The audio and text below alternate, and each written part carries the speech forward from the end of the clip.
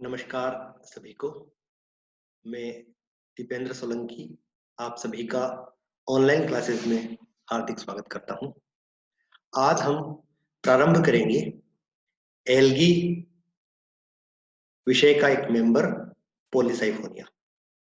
Polysiphonia एक red algae होता है या लाल शैवाल होता है, क्योंकि इन शैवालों का जो रंग होता है ये देखने में लाल रंग के प्रतीत होते हैं, अतः इन्हें हम लाल शैवाल या रेड एल्गी की श्रेणी में रखते हैं। तो आज की इस क्लास में हम पॉलीसाइफोनिया नामक शैवाल को प्रारंभ करेंगे और इसके पार्ट 1 में हम पढ़ेंगे इसकी स्ट्रक्चर। हम देखेंगे कि इस पॉलीसाइफोनिया नामक शैवाल की स्ट्रक्चर जो है, थैलस की संरचना जो है यह इस प्रकार से होती है। सर्वप्रथम बात करते हैं हम पॉलीसाइफोनिया की सिस्टेमेटिक पोजीशन की या क्लासिफिकेशन की, कि किस प्रकार से इन्हें क्लासिफाई किया गया है। तो पॉलीसाइफोनिया की क्लास है रोडोफाइसी। रोडोफाइसी जो है, रोडो शब्द जो बना है, रोडोफाइसी, इस क्लास के अंदर जो भी सदस्य आएंगे वो सारे के सारे रेड एल्गी आते हैं या लाल शैवाल आते हैं। इनके जो वर्णक होते हैं, ये वर्णक जो है इन शैवालों की कोशिकाओं के अंदर उपस्थित होकर इन शैवालों को लाल रंग की अपीयरेंस प्रदान करते हैं, इसलिए इन्हें हम रेड एल्गी कहते हैं या लाल शैवालों की हम संज्ञा देते हैं। इस शैवाल को कई सब क्लासेस में डिवाइड किया गया है। तो इस पॉलीसाइफोनिया की सब क्लास है फ्लोरिडी। फ्लोरिडी सब क्लास में इसे रखा गया है। इसका ऑर्डर है सिरेमियल्स, फैमिली है रोडोमिलेसी और इसका जीनस है पॉलीसाइफोनिया।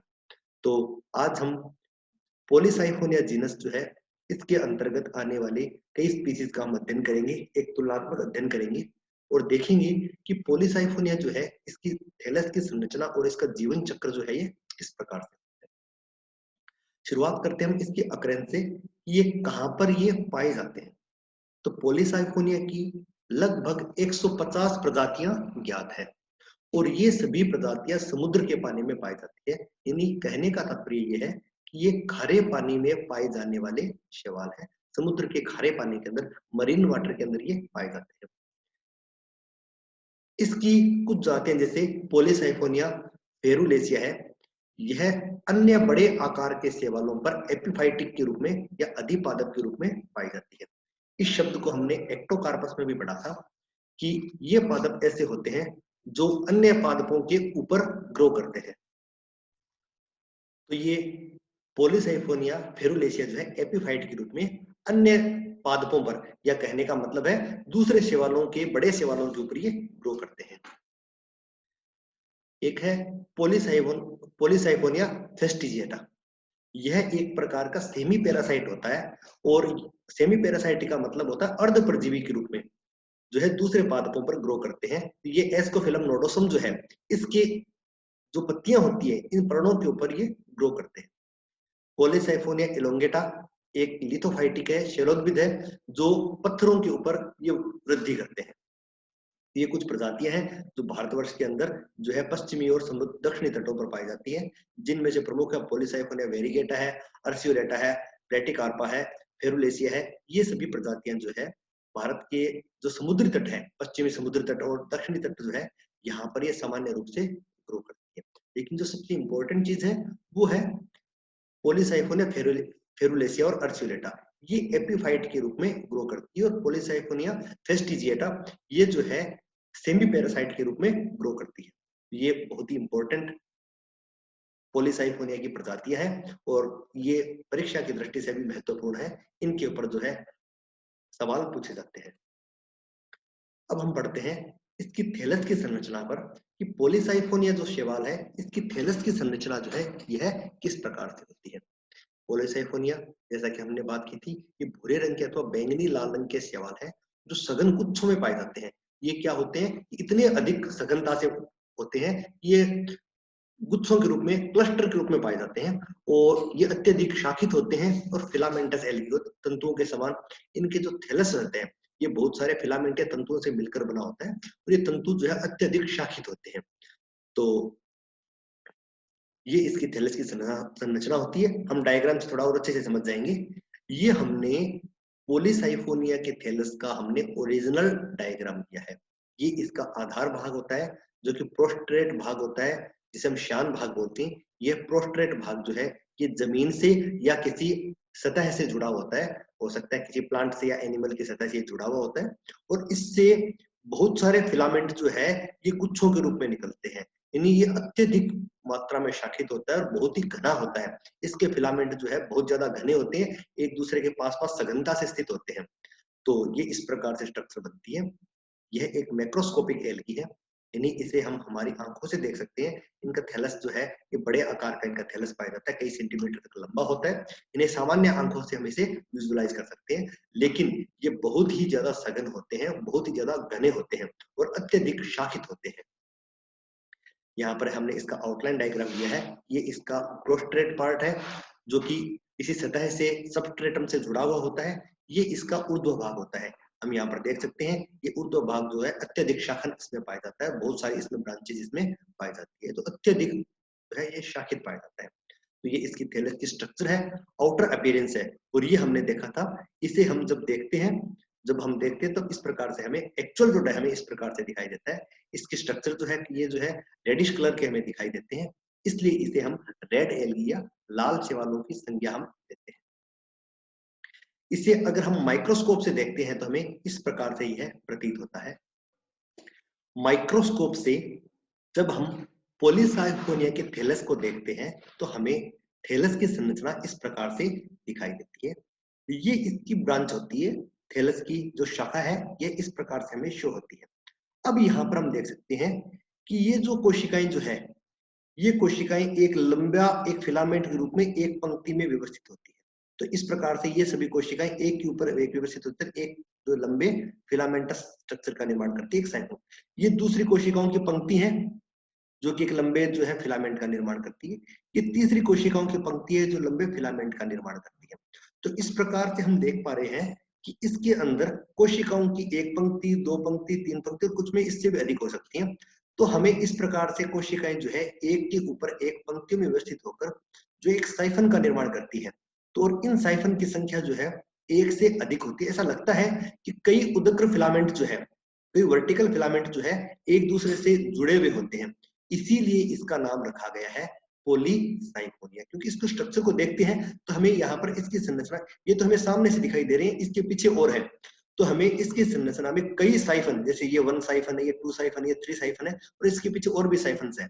ये कई साइफन मिलकर जो है इसके स्ट्रक्चर का निर्माण करते हैं, इसलिए इसे हम पॉलीसाइफोनिया कहते हैं। तो इसका नाम इसीलिए पड़ा है कि इसके एक फिलामेंट का निर्माण जो है कई फिलामेंट के समान साइफन से होता है, जो कि आपस में मिलकर आपस में सघनता से जुड़े होते हैं। तो इसीलिए ऐसी स्ट्रक्चर जो है पॉलीसाइफोनिया कहलाती है। ये फिलामेंट जो है शाखित होते हैं, ये शाखाएं इनमें पाई जाती है, तो इनमें अत्यधिक मात्रा में इनमें शाखन भी पाया जाता है। तो ये ब्रांच्ड फिलामेंट होते हैं, बहुत अधिक शाखन पाया जाता है। ये इनकी रिप्रोडक्टिव स्ट्रक्चर्स लगी हुई है जो कि रिप्रोडक्शन के समय इनके अंदर बनती है।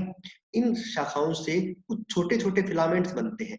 ये जो छोटा सा फिलामेंट बना है, ऐसे फिलामेंट कहलाते हैं, ट्राइकोब्लास्ट कहलाते हैं। तो ये जो इसकी मुख्य शाखा है, ये इसकी मुख्य शाखा से, इस मुख्य शाखा से जो छोटी पार्श्व शाखाएं बनती है, ये यहाँ पर मुख्य शाखा है, इससे पार्श्व शाखाएं बनते हैं।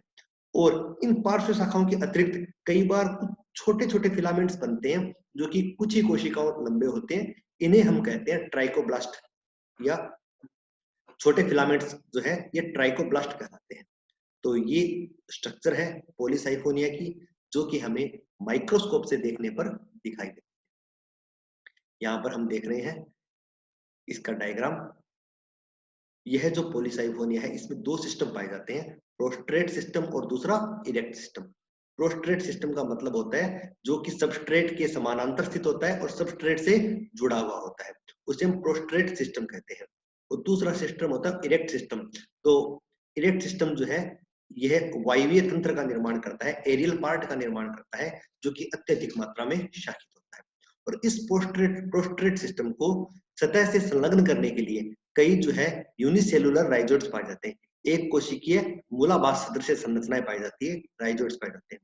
और कई बार, हमेशा तो नहीं होता है, कई बार इन राइजोइड्स के अंतिम सिरे जो है ये डिस्क के समान हो जाते हैं, चपटे हो जाते हैं, जो कि किसी सतह से चिपकने में सहायता प्रदान करते हैं, अतः इन्हें अटैचमेंट डिस्क भी कहते हैं।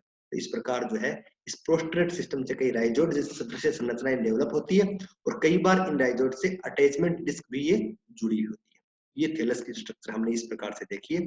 अब हम इसके कैरेक्टर्स हमें एक एक करके कैरेक्टर्स हम इसको अध्ययन करेंगे। तो इसके फिलामेंट की स्ट्रक्चर होती है, जैसा कि हमने बात की थी, ये हेटेरोट्राइकस या विषम तंतु की होती है। क्यों होते हैं? क्योंकि इसमें दो प्रकार के सिस्टम पाए जाते हैं, प्रोस्ट्रेट सिस्टम जो शांत तंत्र होता है, दूसरा एरियल सिस्टम या वायवीय तंत्र होता है। और इसका जो शांत तंत्र जो होता है किसी सबस्ट्रेट से अधोस्तर से चिपकने में सहायता प्रदान करता है। इसके बारे में हम पहले से बात कर चुके हैं कि इसका अधोस्तर से चिपकने में इसका जो शांत तंत्र है ये सहायता प्रदान करता है। पॉलीसाइफोनिया नाइग्रिसेंस जो होता है, पॉलीसाइफोनिया नाइग्रिसेंस के अंदर और पॉलीसाइफोनिया अर्सिलेटा, ये कुछ जातियां ऐसी होती है इसमें मल्टी एक्सियल सिस्टम पाया जाता है और इसमें अनेक एक कोशिकीय मूलाभास जो है विकसित होते हैं, जैसा कि हम देख पा रहे थे। और इसके अंतिम सिरे जो है ये डिस्टल एंड जो है ये पालित होते हैं और शाखित होते हैं और कुछ के अंदर इसके ऊपर अटैचमेंट डिस्क का भी निर्माण होता है। यहाँ पर हम इस थैलस की स्ट्रक्चर को थोड़ा और अच्छे से आउटलाइन डायग्राम के तौर पर हम देख रहे हैं कैसे आउटलाइन इसकी होती है। तो यहाँ पर इस थैलस के अंतिम सिरे को देखा हमने, इसका जो मुख्य अक्ष है या इसकी जो पार्श्व शाखा है, इसे अगर जूम करके देखते हैं तो इसके शीर्षस्थ भाग पर एक एपिकल सेल पाई जाती है। यह एपिकल सेल निरंतर विभाजित होती है और इस थैलस का निर्माण करने का काम करती है। तो ये एपिकल सेल जो है इसके विभाजन से इस पॉलीसाइफोनिया के थैलस की वृद्धि होती है और जब वृद्धि होती है उस समय जब ब्रांचेस बनती हैं उस समय एक जो है ब्रांच इनिशियल एक सेल का निर्माण होता है। इस ब्रांच इनिशियल के द्वारा यहाँ पर ब्रांचेस का निर्माण होता है। इस पॉलीसाइफोनिया के थैलस में कई जो है उदग्र तंतु पाए जाते हैं। ये एक उदग्र तंतु है, दूसरा तंतु है, तीसरा है। इस प्रकार कई उदग्र तंतु जो है एक दूसरे के समानांतर स्थित होते हैं। तो इन उदग्र तंतुओं को हम साइफन बोलते हैं। क्योंकि बहुत सारे उदग्र तंतु है इसलिए इन्हें हम पॉलीसाइफोनिया शैवाल कहते हैं, क्योंकि इसके अंदर कई साइफन जो है एक दूसरे के समानांतर स्थित होते हैं। इन साइफन्स की जो कोशिकाएं होती हैं, हम यहाँ पर कोशिकाएं देख पा रहे हैं, ये कोशिकाएं जो है एक दूसरे से कुछ छोटे छोटे छिद्रों की सहायता से जुड़ी होती है।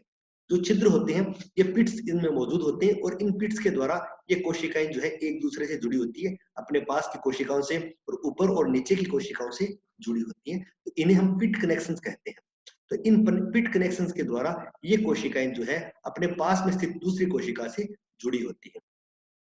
इन शाखाओं से कई बार छोटी शाखाएं डेवलप होती हैं। ये छोटी शाखाएं जो होती है मोनोट्राइकस होती है या मोनोसाइफोनस होती है। मोनोसाइफोनस का मतलब केवल कोशिकाओं की एक ही पंक्ति से बनी होती है। इन छोटी शाखाओं को लघु शाखाओं को हम ट्राइकोप्लास्ट कहते हैं। ये ट्राइकोप्लास्ट यहाँ पर मौजूद होती है।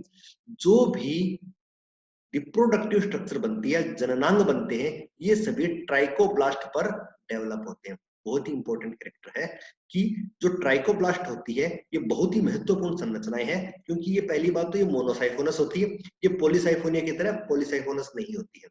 दूसरा, जो भी रिप्रोडक्टिव स्ट्रक्चर्स बनती है वो सारी के सारी इन ट्राइकोब्लास्ट के ऊपर डेवलप होती है। अतः ये जनन की दृष्टि से ये ट्राइकोब्लास्ट के लघु शाखाएं जो है बहुत ही महत्वपूर्ण होती है। अगर हम इस थैलस का सेक्शन कटिंग करते हैं, ये जो थैलस दिख रहा है इसका सेक्शन कटिंग टीएस काटते हैं तो टीएस हमें इस प्रकार से बिल्कुल गोलाकार रूप में दिखाई देता है। यहाँ पर सबसे केंद्रीय भाग में मौजूद होता है सेंट्रल साइफन। सेंट्रल साइफन का मतलब होता है, ये मान लो ये सेंट्रल साइफन कोशिकाएं हैं, तो ये एक कोशिकाओं की एक उदग्र पंक्ति होती है इस प्रकार से जो पूरी लंबाई में स्थित होती है। तो केंद्रीय भाग के अंदर जो है एक नलिकाकार कोशिकाएं मौजूद होती है, उन्हें हम सेंट्रल साइफन कहते हैं।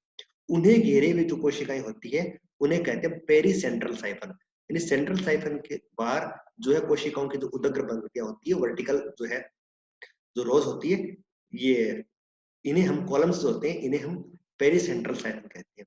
और इन्हें घेरे हुए कोशिकाएं जो पाई जाती है उन्हें हम कोर्टिकल सेल्स कहते हैं या वल्कुटीय कोशिकाएं बोलते हैं। तो इस प्रकार यह जो पॉलीसाइफोनिया है इसमें बहुत सारे साइफन मौजूद होते हैं। केंद्रीय भाग में सेंट्रल साइफन, उसे घेरे हुए पेरी सेंट्रल साइफन और उसे घेरे हुए कोर्टिकल सेल्स से बने हुए साइफन। तो इसीलिए इसका नाम जो है पॉलीसाइफोनिया रखा गया। बहुत सारी कोशिकाएं एक दूसरे के साथ जुड़ी हुई होती हैं और इनका संपर्क पिट कनेक्शंस के द्वारा ये आपस में संपर्कित होती हैं। तो ये थी पॉलीसाइफोनिया के थैलस की कंप्लीट स्ट्रक्चर जो कि हमने डायग्राम के थ्रू देखी है। तो इस प्रकार हमने देखा कि पॉलीसाइफोनिया का जो मुख्य अक्ष होता है उस पर दो प्रकार की शाखाएं डेवलप होती हैं। पहली शाखाएं जिन्हें लघु शाखाएं या ट्राइकोब्लास्ट कहते हैं, शॉर्ट ब्रांचेज या ट्राइकोब्लास्ट कहते हैं, ये हमने अभी देखी थी। ये जो शाखाएं होती है ये केवल यूनिएक्सियल होती है, मोनोसाइफोनस होती है, जो हम अभी देख पा रहे थे, क्योंकि इनके चारों तरफ पेरीसेंट्रल साइफन का अभाव पाया जाता है, इनके ऊपर परिधीय कोशिकाएं नहीं पाई जाती हैं। इन शाखाओं की वृद्धि सीमित होती है, उसके बाद इनकी वृद्धि रुक जाती है और इनमें वर्णक भी बहुत कम मात्रा में पाए जाते हैं और इनके ऊपर नर और स्त्री जननांगों का निर्माण होता है, इसलिए ये महत्वपूर्ण होती है। हालांकि कुछ लघु शाखाएं बंध्य भी होती हैं, लेकिन सामान्यतः इस पर नर और स्त्री जननांगों का निर्माण होता है। दूसरे प्रकार की शाखाएं होती है लॉन्ग लेटरल ब्रांचेज या दीर्घ पार्श्व शाखाएं, जो कि सामान्य शाखाओं के समान ही होती है और इनकी उत्पत्ति ट्राइकोब्लास्ट के आधार पर होती है। ट्राइकोब्लास्ट होती है इनके आधारीय कोशिका से इनकी उत्पत्ति होती है, ये पॉलीसाइफोनस होती है और अन्य फिलामेंट के ये बिल्कुल ही समान होती है। अब हम बात करते हैं इसकी कोशिका की संरचना की कि पॉलीसाइफोनिया जो शैवाल होता है इसकी एक कोशिका की संरचना इस प्रकार से होती है। तो जैसा कि हमने बात की थी, इसमें सेंट्रल साइफन और पेरीसेंट्रल साइफन पाए जाते हैं। दोनों की कोशिकाएं ही जो है लंबी और बेलनाकार होती है। ये जो कोशिकाएं होती है इनकी कोशिका भित्ति दो परतों में विभेदित होती है। जो बाहरी परत होती है यह पेक्टिक पदार्थों की बनी होती है, भीतरी परत इनमें सेलुलोज से निर्मित होती है। तो ये बाहरी परत में पेक्टिक पदार्थों की उपस्थिति रोडोफाइसी वर्ग का विशिष्ट लक्षण होती है कि इन रोडोफाइसी वर्ग के शैवालों में जो कोशिका भित्ति की जो बाह्य परत होती है ये पेक्टिक पदार्थों से बनी होती है। प्रत्येक कोशिका में अनेक क्रोमेटोफोर पाए जाते हैं जो कि डिस्क के समान डिस्कोइड होते हैं, लेकिन इनमें पायरिनोइड का अभाव पाया जाता है। ये भी एक बड़ा इंपॉर्टेंट कैरेक्टर है कि रोडोफाइसी वर्ग के जो शैवाल होते हैं इनके अंदर पायरिनोइड जो है ये क्रोमेटोफोर पर नहीं पाए जाते। पिट कनेक्शंस की बात हमने कर ली थी कि कोशिकाएं आपस में पिट कनेक्शंस के द्वारा जुड़ी होती हैं। अगला जो मुख्य कैरेक्टर है वह है कि इनके कोशिका द्रव्य के अंदर जो संचित भोजन होता है, स्टोरेज फूड होता है, यह फ्लोरिडियन स्टार्च के रूप में पाया जाता है और यह रोडोफाइसी वर्ग के शैवालों का प्रमुख लक्षण होता है। बहुत बार परीक्षा में सवाल पूछा जाता है कि रोडोफाइसी वर्ग के शैवालों में संचित भोजन किस रूप में पाया जाता है। तो रोडोफाइसी वर्ग के शैवालों में संचित भोजन फ्लोरिडियन स्टार्च के रूप में पाया जाता है। यहाँ पर पॉलीसाइफोनिया के थैलस की स्ट्रक्चर कंप्लीट होती है और हमने देखा कि किस प्रकार पॉलीसाइफोनिया का जो थैलस होता है ये मल्टी एक्सिलिया पॉलीसाइफोनस होता है और किस प्रकार से इसमें ब्रांचेस पाई जाती है। सभी को बहुत बहुत धन्यवाद। Thank you very much.